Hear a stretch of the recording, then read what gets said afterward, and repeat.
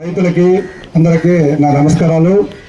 ముఖ్యంగా ఈరోజు మన వెంకటేశ్వర సార్ గారు తాగునీటి సమస్య లేదు అని చెప్పాడు. అది కరెక్ట్ కాదు. ప్రతి ఒక్కరు అంబేద్కర్ కాలనీ, ఎస్టీ కాలనీలో నీళ్లు లేవు.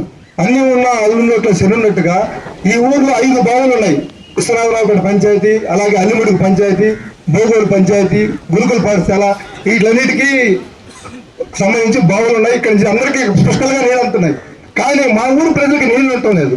అంటే గతంలో ఉన్న ఇక్కడ పరిపాలించిన వాళ్ళు ఏదో వాళ్ళ డబ్బుల కోసం, స్వలాభం కోసం బావులు తెప్పించేసి దాంట్లో హక్కు అనేది లేకుండా వాళ్ళకి పూర్తిగా సమర్పించారు. వాళ్ళేమో పూర్తిగా నీళ్లు ఎత్తుకోబోతున్నారు. మా ప్రజలకైతే గుక్కి నీళ్లు కూడా లేక అల్లాడిపోతున్నారు. వాళ్ళు ప్రతిరోజు ప్రతిసారి చెప్తా ఉన్నారు.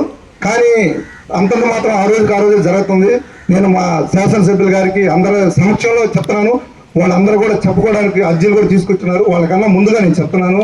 అలాగే మాకు 2 సిమెంట్ రోడ్లు ఎస్టీ కాలనీలో కూడా సారు మంజూరు చేయాలని, అలాగే ఎఫ్టీఆర్ నిధుల కింద ఈ మధ్యకాలంలో మన సార్ గారు శాంక్షన్ చేయించారు.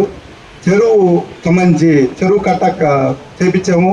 అందరి రైతుల సమక్షంలో రైతులు కోరుకున్న విధంగా 6 కిలోమీటర్లు పొలాల్లో పంట కాలువలు వారి దగ్గరుండి ఎవరి పొలం దగ్గర వాళ్ళ ఇష్ట ప్రకారం ఎలా చేయించుకుంటారో చేయించుకోమని చెప్పాము. ఎలా చెప్పామంటే మా ఎమ్మెల్యే సార్ మాకున్నారనే ధైర్యం ఉంది.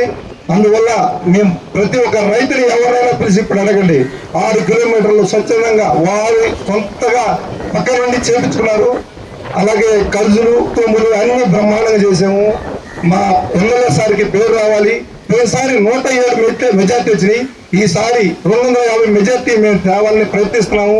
అలాగే డోర్ టు డోర్ కూడా ఎస్టీ కాలనీ వరకు పూర్తి చేసాము.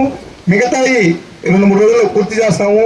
అలాగే ప్రతి ఒక్కరు ఇక్కడికి అందరూ ఇచ్చేసినారు కాబట్టి చెప్తున్నాను. మండల క్లస్టర్ ఇన్ఛార్జిగా కొరవ బూతుల్లో అందరూ నెమ్మదిగా నడుస్తున్నారు. దయచేసి అందరినీ ప్రార్థిస్తున్నాను. అందరూ కూడా సహకరించి చేయాలని నేను ప్రతి ఒక్కరిని కోరుకుంటున్నాను. నేనేదన్నా తప్పుగా మాట్లాడితే దయచేసి క్షమించాలని కోరుతున్నాను.